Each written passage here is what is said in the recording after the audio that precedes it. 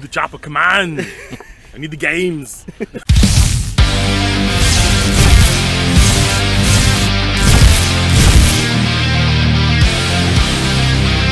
Hey everybody, what is going on? And we are back on the road from MoGameCon 2022. Yes, it's an endless road of nothing but cornfields. Gaming conventions in the Midwest. Let's do this. The convention was on Saturday and I got there on Friday. And first things first, I checked into my Airbnb that I'm sharing with some other YouTubers. That's Sean, 8-Bit Glitch, Peter from Waves and Games, and Wes from Gaming Off the Grid. Later on that night, we all got together at Two Plumbers, which is a barcade, very excellent place to hang out.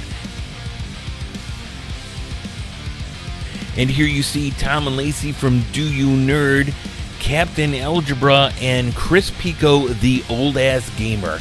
And by the way, they are all staying at the same Airbnb that I was staying at. And now we come to the main event, and that's MoGameCon 2022.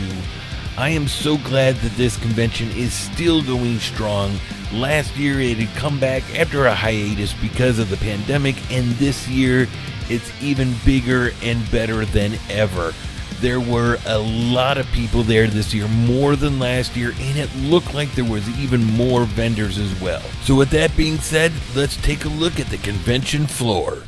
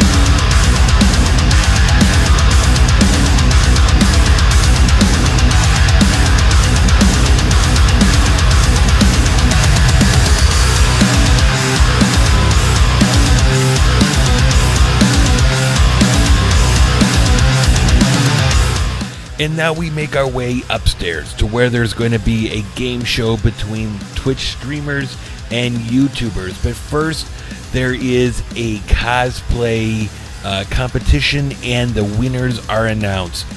I gotta be honest with you, all of the costumes look fantastic, and guys, you all did such a wonderful job. Congratulations to the winner. And now we come to the game show where the YouTubers reign supreme. I was a little bit worried there for a minute because it was a little touch and go. You know, it's Captain Algebra, not Captain Trivia. So I was a little worried, but in the end, his knowledge came through. It was Captain Algebra, Retro Mikey, and Tom from Do You Nerd. Congratulations, guys. And now that the convention is over, we all go back to the Airbnb for a little post-con celebration. Retro Mikey 78 was live streaming Dance Dance Revolution with Mario, and it was Robert from Gaming Off the Grid versus Peter from Waves and Games. And of course, now a tradition at MoGameCon comes the 100-pack of sliders. Yes, this is now an absolute yearly tradition when we go down to MoGameCon, and boy, it was a rough next day on the insides, if you know what I mean. And of course, the night would never be complete without a little taste of Lady Lacey's peanut butter and jelly shots.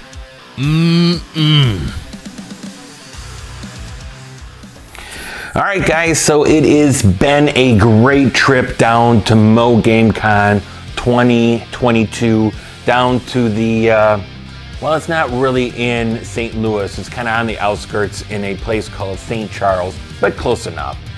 And along with this pickups video, I am also going to do the kind of pickups part from Midwest Gaming Classic. I didn't do a pickups video for that just for the fact of I didn't pick up a lot of things there. My son was with me, so we were kind of doing our own thing. But on the other hand too here, I was having troubles with a piece of the hardware where I needed to show like game footage here. And we'll get into that here in a minute because I'm going to do the pickups for that right at the end of this. But first we're going to jump into the games that I picked up at Mo Game Con. Now this year, I have not bought a lot of games for the NES. For whatever reason, I go in spurts with different systems, and the NES, I can't tell you the last time I bought a game for. So this year I'm like, you know what? This time around at Mo Game Con, I gotta show it a little love. So boy did I. And all the games I got were actually just for the NES pretty much. So we're gonna start off with Life Force. Life Force is a game that I thought I already had. I looked at my spreadsheets, you know, I do sheets through Google to, you know, to update my inventory because, you know, at a certain point you can't keep it straight on what games you do or don't have, and it wasn't on there.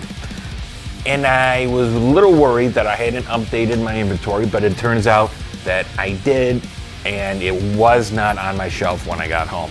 This is a great shooter. It is a hard shooter, but you know what? It's NES. Would you expect anything different? The second one I got was Street Fighter 2010. Is this a good game? I don't know. I've only played it for a little bit. I didn't know a lot about it, but I am a sucker for games and albums that have great cover art. And I don't know if you can see that. I don't know what it is about this cover art that just drew me in, but the game was in really good shape. I played it a little bit. It's not bad. It's not great, but I mean, it's hard for me to say at this point. I did a little bit of playing it for the game capture here, but hopefully going forward, I'll be able to spend a little bit more time with it and see what it's all about. A game that I was familiar with was Bump and Jump. And Bump and Jump is another one that I thought I might have had, but turns out I didn't. You know, when you go to these cons or these stores and you're rummaging through all these games, there's a lot of them that you see that you don't necessarily buy right then and there. So after a while, you're like, did I buy this? Did I not? Did I just go right past it? So very important, guys. If you're gonna go collecting, keep some sort of inventory for you and keep it updated so you don't do doubles. This is almost like a Spy Hunter where you're trying to bump other enemies off the road, get them to crash. There's things to jump over. It's a very simple game, but it's very fun. It's when you say pick up and play, it doesn't get much more pick up and play than this. So pretty good game. Well, ice hockey is a classic, and you know, over the years there have been a lot of great hockey games. The Nintendo has a couple. Ice hockey is one of them. Blades of Steel is another. You know, I can think of the 16-bit games, the Sega Genesis and the Super Nintendo. Those NHL games are always so much fun. And I had played this way back in the day, never picked it up. Picked it up this time around, and I started playing it the other day just to get game capture footage for this, and like an hour and a half later, I'm still playing it. Great game. The classics, they never get old. Well, these next two games, when I say that I like to pick up things sometimes because of the way the cover art looks, these are it. I already knew about these games. I already knew that they weren't good, but I can't pass these up. And it's the first and second one of these games. The first one is Wizards and Warriors, and I'm gonna show you, look at that. Come on. How could you not love the look of that? I love the artwork on that. So good. Is it a great game? No. It is not a great game by any stretch of the imagination. You can see by the game footage that's on the screen right now, I don't know what else to tell you. I don't really know what I'm doing in this game, but I can tell you that the controls are god-awful. The graphics are god-awful. But this looks so good. Look, I mean, look at that. That is cover art that only a mother could love. I love this. That is metal right there. Anyway, so then I found the sequel to it because, you know, one bad game deserves another. Iron Sword Wizards and Warrior 2. I can't believe that they came out with a second game for this. And look at, right there. And this cracks me up because I don't know if you could tell, but the guy, the model that they have for the cover art, that's Fabio. And I don't know if you guys know who Fabio is, but back in the day, he was this really buff, really handsome guy, a model that basically any of those romantic novels when you had the guy on there with the long flowing hair, yeah, it was probably Fabio. And the fact that he was on this cover art for a sequel to a bad game, to make another bad game, is absolutely awesome. I don't know, will I ever play this game again? Nope, probably not. But, you know, I don't know.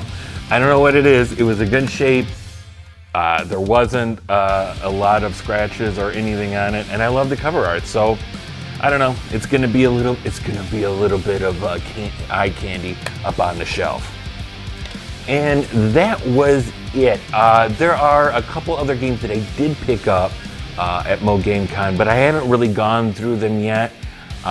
They were kind of something that I picked up at the end, but I just wanted to go through the NES stuff because I really did feel like that's where I really went this time around. So now we are going to switch gears a little bit and we're going to go over the stuff that I picked up at Midwest Gaming Classic, and that was back in the end of April, beginning of May, maybe, somewhere in there. And sticking with not having a lot of love for the Nintendo, I picked up the last Mega Man that I was missing, and I had been really looking for this for years. I passed on it about 4 years ago at a really good deal. I always kick myself in the butt. I don't know why I did, but I picked up Mega Man 5. And, you know, I passed up on this for 50 bucks back at Mo Game Con about 3 or 4 years ago. And ever since then, I've been kicking myself in the butt. I tried to play a little hardball with the guy and someone came through and picked it up. Not very smart on my side because then this started going up in price. And if anybody knows anything about the Mega Man series, 5 is the one that is the most expensive. It's been the one that I've been missing in my collection. And finally when we went there, I said, look, my son was with me. I wasn't gonna be able to look at a lot of things. So I'm gonna get one of the big ones that I need, and that was Mega Man 5. So, I mean, what's to say about Mega Man 5? It's a Mega Man game on the NES. Of course it's good. Come on, what are you talking about? So, I don't know, was it last year or the year before, I picked up the Evercade, the handheld, not the console version, which I'm not sure that I'm gonna pick up. And here's where we fall into why it took me a while to get around to my pickups for this. I'm not a big handheld guy, so I hadn't really played a lot on my Evercade handheld. Picked up some games at a booth that was at MGC. And when I got home, popped in a game, turned it on, and about the second cartridge that I was trying out, a line came through my screen at the top, like this little dotted line. Something had happened to the screen. I don't know what. This thing is taken care of like you wouldn't believe, and it just, something happened. And I got in touch with Evercade. Now it had been about a year and a month since I had bought it on Amazon, and I got together with Evercade, got a hold of their customer service, the customer support, and I gotta tell you, those guys were great. Soon as I gave them proof of purchase, they sent out a brand new handheld, which I got to give my hats off to you guys. Evercade, that is great customer service, especially since I was so excited once I got these games, because I didn't have a lot of games yet. So anyway, guys, I just want to give my hats off. A big thumbs up to Evercade and their customer service. So let's go through the games that I picked up with them. Now, one that I've always wanted was the Xeno Crisis and Tanglewood collection there. To be honest with you, don't really care about the Tanglewood. It's more about the Xeno Crisis, which is an awesome game. It's kind of that Smash TV, what's the other one? There's another one that's just like this. But if you played Smash TV, you know what I'm talking about. It is hard. You get one life, and I haven't made it past the first level. I think with a little bit of practice, I'll be able to make it past the first level, and that'll probably be it. Great game though, looks beautiful. Really glad to have it. I used to have an Atari Lynx until my basement flooded at my last house and I lost everything. Water just is not a friend to electronics or the games, as it turns out. So I picked up one of the collections of the Atari Lynx, which is awesome. Now, I'm not all that super familiar with the Atari Lynx. I only had like 3 games. One of my favorite games on this is Xenomorph or whatever. That's not actually on this cart, but I was told that they are gonna do another collection to have and probably have that on there. If you play these on the Raspberry Pi, the games don't look all that great on a large screen. I'm not gonna lie. They were never meant for like a full-size TV. They were made for a smaller screen. And this definitely looks beautiful. The games are pretty good, but I mean, it's just, I'll be honest with you, it's more nostalgia than anything, kind of one of those systems that not a lot of people have, but picked up the Atari Lynx. And finally, I am a big Intellivision fan. I love Intellivision. Didn't have the Atari growing up, had the Intellivision, and so I picked up the Intellivision Collection 1. So I'm not sure if there's another collection out yet. Like I said, I'm not too familiar with everything that Evercade's come out. I haven't really been paying that much attention lately, but this one is definitely has a lot of the games that I had growing up. Some of them not so much, but I always do enjoy playing remakes of the Intellivision games, or they're not remakes, they're actually the games. The emulation is very good on here, very intuitive, and yeah, I can't complain. But that was what I picked up in Milwaukee. Well, it's going to be a while before we get back to any cons because the season's kind of wrapping up. I know Portland's probably coming up in, I want to say October. Not gonna go there. I don't really go to a con where it's not within driving distance, and I live in the Chicagoland area, so probably not gonna get out that far. But we had a great time at Mo Game Con. It was always a good time hanging out with all those people that oddly enough, I just started meeting a handful of years ago, and it feels like we're family. It feels like I've known them forever. So, all right, guys. If you liked the video, hit that like and subscribe button. Thanks for tuning in, and I'll catch you later.